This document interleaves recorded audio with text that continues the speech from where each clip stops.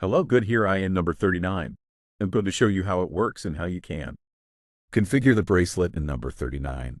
This alarm clock, as you know, it can be configured so that it vibrates on your wrist and wakes you up. This will make you wake up much better than a typical alarm. Well, how can you configure it?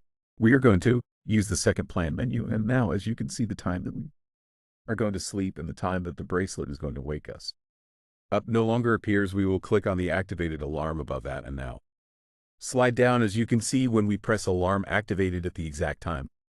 On the bottom left, there are three different types of alarms, the first being with the exact time. It will wake us up at the time that we tell it. That is as if it were a timer, but on the bracelet that will vibrate. The second is that it will wake us up when we have met the sleep objective. For example, 100% of the required floor, 85% of the required sleep, or 70% of the required sleep. Well, and the third option is when our recovery is in green. That is, we have already pill recovers, but we can select the maximum time we want it to wake us up. For example, if we set it to 7:45, our bracelet will wake us up between 6:45 and 7:45 at the time when our body is most optimal for wake up. But if at that time our body is not optimal to wake up, the bracelet will wake us up at 7:45 at the time that we set. These are the three options that Goop allows us as a wake up alarm. I can already tell you that it has a very good waking up.